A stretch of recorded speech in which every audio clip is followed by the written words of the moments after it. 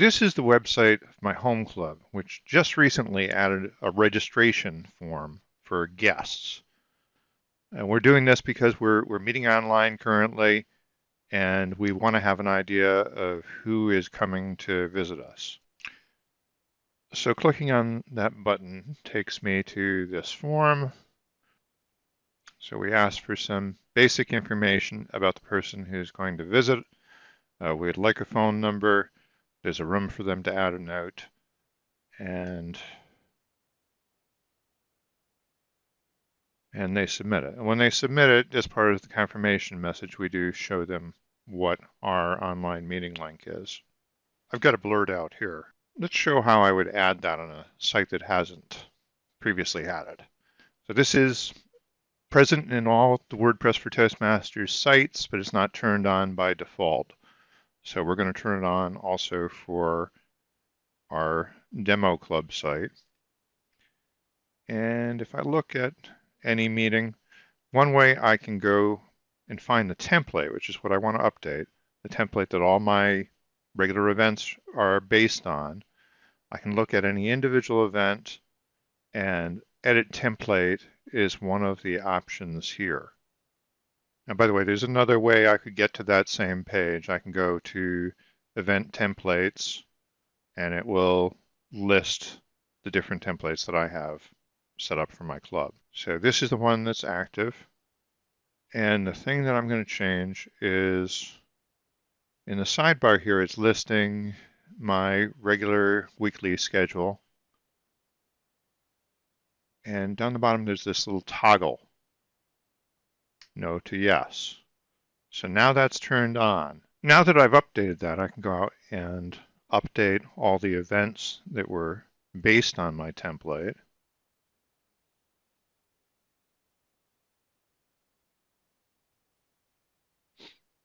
If I go and visit any one of them,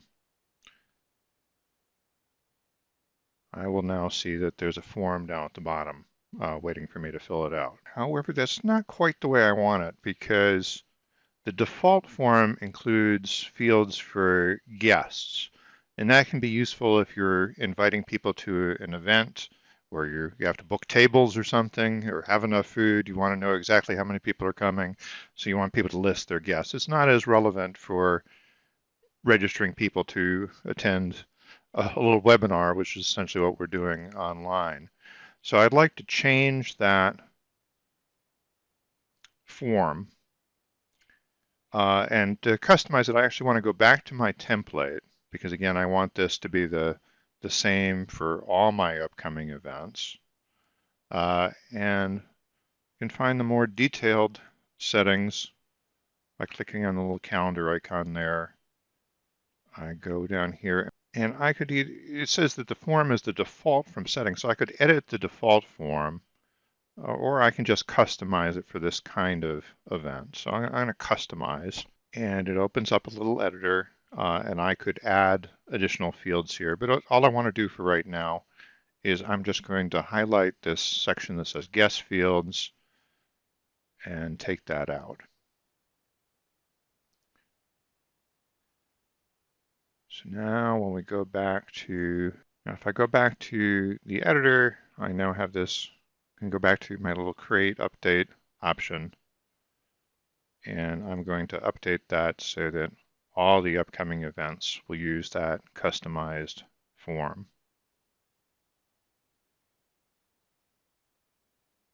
You see now that the form is customized, but if I submit this, we'll see that the thank you message is just thank you. So that should be updated a little bit more too. So again, we're going to go back to our template because we want to change this for all our events. And actually, one of the options under here is confirmation and reminder of, see there's another link here for editing and customizing the form. I could have gotten there too.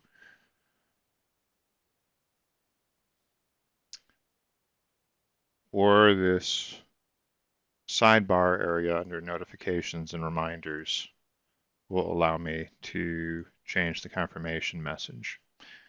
And again, I'm going to customize it for this template. So it just says thank you, and I would add some additional details here. Please join, and I will make that a link. You could put in your real information here, and maybe some contact information for the VP of membership. People can contact if they have questions. So I update this, and then I look for edit parent event up top, which is going to take me back to my template. Again, we need to update all the individual events based on the template. To create update.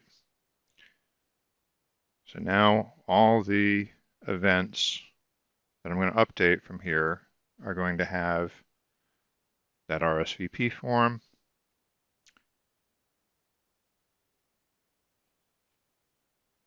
and that confirmation message. And let's prove that that is so.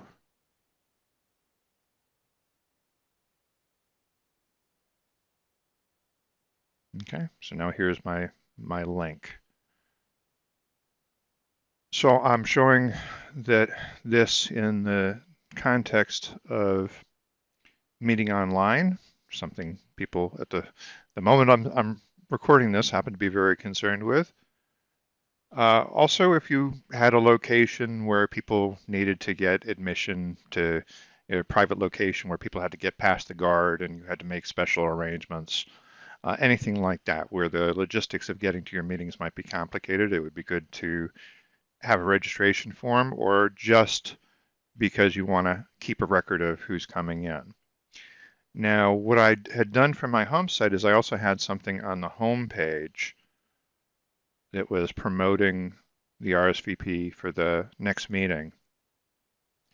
And the way I set that up is I put in a blank line here, and I'm going to insert a special content block.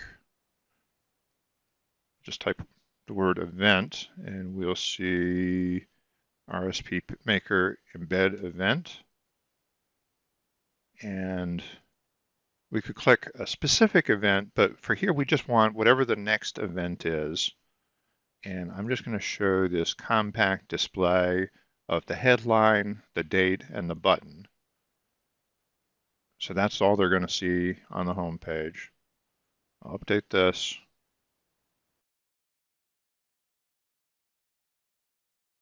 So there's our button.